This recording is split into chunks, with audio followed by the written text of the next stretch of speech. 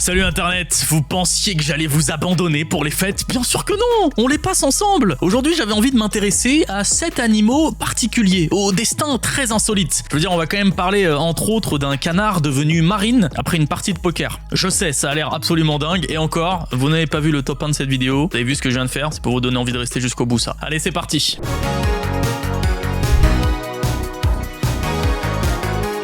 J'ai décidé de mettre les Williams à l'honneur pour commencer cette vidéo. Et voici probablement le plus titré de tous les books. On commence par un book. Il s'agit de William Windsor, dit Billy. Alors déjà, avant d'entrer dans les détails, il faut savoir que posséder un bouc dans son armée, c'est une tradition que l'on retrouve dans plusieurs régiments britanniques. Et il y a plusieurs exemples. Lorsque la reine Victoria accède au trône en 1837, le Shah de Perse de l'époque lui offre un troupeau de Royal Goats. Je ne sais pas pourquoi elles sont royales, elles font peut-être caca de l'or. Bref, le troupeau a été installé sur les falaises de Great Orme dans le pays de Galles et en 2001, il atteignait pas moins de 250 individus. Les ancêtres de Billy le Bouc proviennent de ce troupeau, mais lui est né au zoo de Whipsnade. Et c'est la reine Elisabeth II en personne qui l'a présenté à son nouveau régiment de la Royal Welsh Fusiliers. Il en devient alors un membre à part entière et j'insiste, rien à voir avec une simple mascotte. Bon, un petit peu quand même, son rôle est de marcher devant le bataillon lors des défilés. Mais le 16 juin 2006, c'est le drame. Alors que le pays fête le 80e anniversaire de la reine, le bataillon de Billy le Bouc est déployé à Chypre. Forcément, ils font une petite cérémonie, et alors qu'il faut rester immobile, il refusa d'obéir. Et il tente même un coup de boule sur le batteur du régiment. Mais hérésie! Il a été accusé de comportement inacceptable, de manque de décorum et de désobéissance à un ordre direct. Il a forcément comparu devant son commandement lors d'une audience disciplinaire, et le verdict a été sans appel. On ne rigole pas avec le cérémoniel. Billy le Bouc a été fusillé. Ah non, pardon, excusez-moi, j'ai mal lu mes notes. Non, il a été rétrogradé au rang de fusillé. Ah, tout va bien en fait. Et pas de panique, car 3 mois plus tard, lors du défilé de l'Almaday, son comportement exceptionnel lui a permis de retrouver son grade d'origine, à savoir caporal suppléant. Billy a pris sa retraite en 2009 et est retourné au zoo. Il a été remplacé par William Windsor numéro 2, qui n'est pas son fils. Pour le trouver, le bataillon s'est rendu sur les falaises de Great Orme pour choisir leur nouveau membre.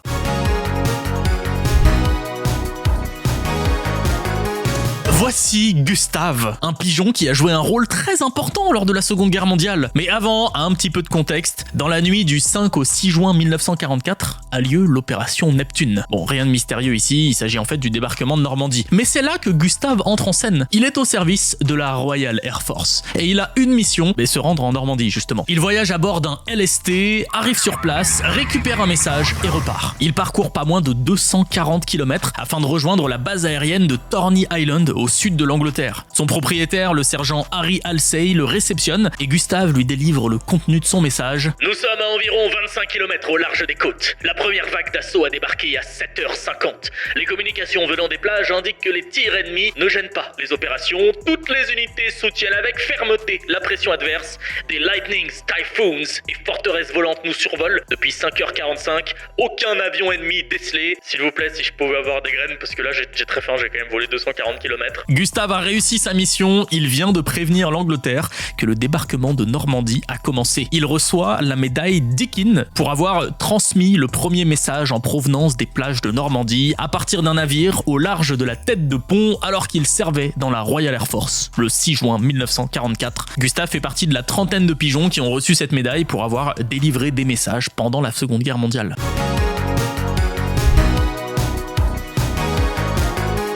On reste dans la même période et voici Judy, une chienne qui a vécu 1001 vies. On la retrouve au beau milieu de la Seconde Guerre mondiale à bord du HMS Grasshopper lors de la bataille de Singapour. En février 1942, le navire est coulé par un avion japonais. Judy parvient à s'en sortir in extremis. Elle trouve refuge avec l'équipage restant sur une île inhabitée. Elle réussit à trouver une source d'eau douce qui permet à tout le monde de survivre. Après pas mal de péripéties, ils sont tous faits prisonniers par des soldats japonais et atterrissent dans un camp à Medan, au nord de Sumatra. C'est là-bas que Judy rencontre Frank Williams, un prisonnier mécanicien qui va l'adopter et tout faire pour la protéger. Il aurait profité d'un moment où le commandant du camp était ivre pour lui faire signer les papiers déclarant Judy comme prisonnier de guerre. Elle a été enregistrée sous ce matricule et il s'agit du seul chien qui a été officiellement fait prisonnier de guerre lors de la Seconde Guerre mondiale. Lors d'un transfert vers Singapour, Frank et Judy survivent au torpillage de leur navire mais sont séparés. Elle parvient à sauver plusieurs personnes de la noyade escalade et finalement, ils sont réunis dans un nouveau camp. Lorsque la guerre prend fin, elle est rapatriée en Angleterre et reçoit la médaille Deakin pour son courage et son endurance remarquables, pour avoir remonté le moral des troupes et sauvé de nombreuses vies. Et donc justement, je l'avais évoqué en vous racontant l'histoire de Gustave, la médaille Deakin est une décoration remise aux animaux pour louer leurs actes de bravoure en période de guerre. Les premiers à l'avoir reçue ont été des pigeons en 1943 et la liste continue de s'allonger encore aujourd'hui. La dernière en date a été remise en janvier 2023 à Bass, un Malinois, pour ses nombreuses années de service chez les Marines américains. Celle de Judy a été exposée à l'Imperial War Museum de Londres lors d'une exposition consacrée aux animaux en temps de guerre.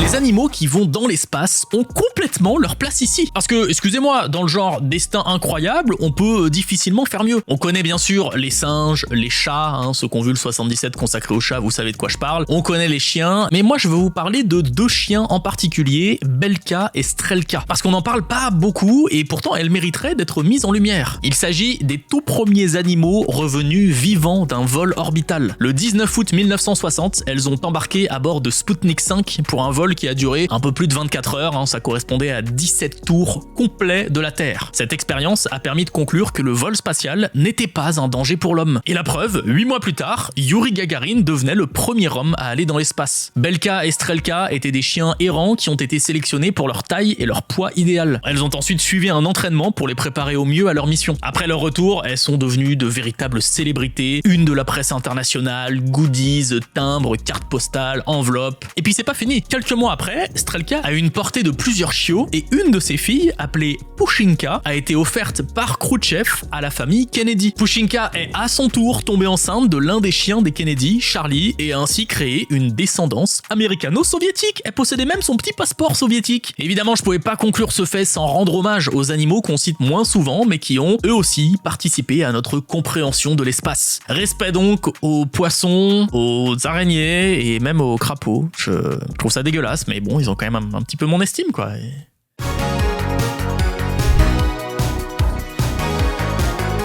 La famille royale de Thaïlande et les chiens, c'est une histoire d'amour sacré. En 1998, le roi Bhumibol Adulyadej adopte Tongdang, une chienne à qui il a dédié en 2002 une biographie, messieurs dames, qui a été un succès littéraire complètement fou au point qu'il a dû être réédité à plusieurs reprises. Évidemment, Tongdang a eu droit à une série de timbres à son effigie ainsi qu'à une statue. Et cette passion pour les chiens, le fils de Bhumibol, l'actuel roi de Thaïlande, Ramadis, la partage aussi. En 2006, l'affaire Wikileaks éclate. Alors, quel est le rapport ? Eh bien, parmi les documents qui ont fuité depuis, se trouve celui-ci, une note provenant de Ralph Boyce, ambassadeur des États-Unis en Thaïlande à l'époque, dans laquelle il rapporte un élément très particulier. Alors qu'il participe à un dîner de gala, il discute avec la princesse Srirasmi Suwadi, l'épouse à l'époque du prince héritier futur roi Ramadis. Lors de cette conversation, elle lui apprend que Foufou, le caniche royal, détient le grade de maréchal en chef de l'air de la Royal Thai Air Force. On apprend également qu'à cette même soirée, Foufou, habillé en tenue de soirée, a sauté sur les tables afin de boire dans les verres des invités, y compris celui de l'ambassadeur. Franchement, pas hyper professionnel pour un maréchal en chef. Mais c'est pas la seule fois où Foufou a fait parler d'elle. Elle était présente sur cette vidéo qui a fait scandale dans le pays, et c'est également elle sur cette photo,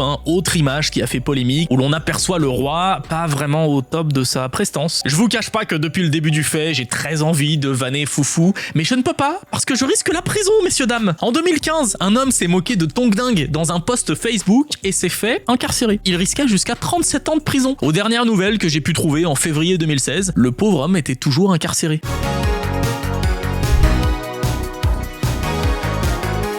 Entre le 20 et le 23 novembre 1943, l'armée américaine débarque sur l'atoll de Tarawa. On est en pleine opération galvanique. Plus de 18 000 marines affrontent pas moins de 4 500 japonais et coréens sur plusieurs îles du Pacifique. C'est dans ce contexte que notre histoire commence. Un Marines du nom de Frank et son bataillon sont installés à Plimmerton, à quelques kilomètres au nord de Wellington en Nouvelle-Zélande. Selon la légende, Frank se retrouve avec Siwash, ce canard, qu'il aurait gagné lors d'une partie de poker où ou une tombola, on sait pas trop. Alors, je vais être honnête, ce mot, Siwash, est vraiment péjoratif pour les peuples des Premières Nations. Du coup, par respect, on va la rebaptiser Viviane Lacan, parce que oui, c'est une femelle. Viviane rejoint donc la 2e division des Marines et devient sergente. Lors de la bataille de Tarawa, elle a débarqué sur l'île avec ses camarades Marines et elle aurait mené son propre combat contre un gallinacé japonais.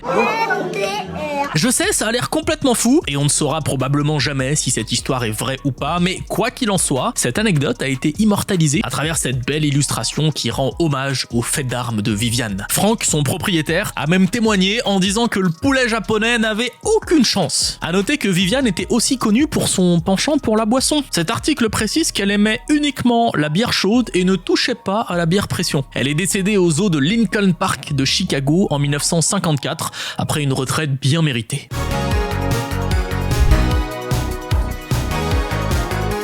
J'ai gardé le meilleur pour la fin, c'est lui qui m'a inspiré cette vidéo, donc je devais lui réserver une place de choix. Voici Nils Olaf. Un petit peu de contexte. Ah bah c'est bien Nils, super pour l'appareil photo, génial! Au début des années 60, la garde royale norvégienne participe à un festival de fanfares militaires au Royaume-Uni. Au vu des images, ça a l'air d'un événement plutôt impressionnant, très important dans le milieu. À l'époque, le lieutenant Niels Egelian se rend aux zoo d'Édimbourg et la colonie de manchots attire son attention. Il est séduit par leur démarche, qu'il trouve similaire à celle des soldats de la garde royale norvégienne. Quelques années plus tard, en 72, lorsque la garde revient pour participer à nouveau au festival, eh bien elle adopte un des manchots. Ce dernier devient alors la mascotte du régiment. Il est renommé Nils Olaf en l'honneur de son père adoptif et du roi de Norvège de l'époque, Olaf V. Nils le manchot va dès lors prendre de l'importance puisqu'à partir des années 80 et jusqu'à aujourd'hui, son statut va évoluer. En 1982, il devient officiellement caporal, puis sergent 5 ans plus tard, colonel en chef en 2005 et général de brigade en 2016. Excusez-moi du peu. Pour l'occasion, il nous a même fait un petit discours que je vous laisse écouter.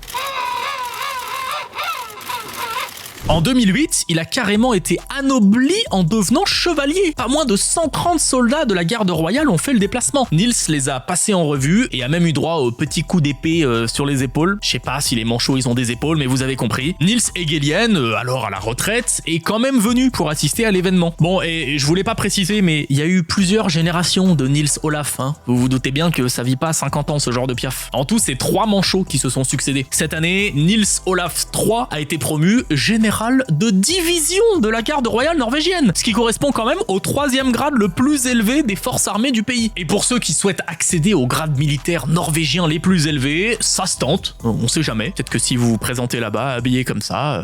En tout cas, voilà qui conclut cette vidéo. Merci à vous de l'avoir regardé jusqu'au bout, mais un remerciement tout particulier à ces animaux qui supportent l'espèce humaine et ses bizarreries. Non franchement, on n'est pas les pingouins qui glissent le plus loin sur la banquise à ce niveau-là. J'espère que vous avez passé un bon Noël, que vous profitez bien de cette période de fête, prenez soin de vous, on se revoit la semaine prochaine en 2024 avec du nouveau contenu. À très bientôt Internet!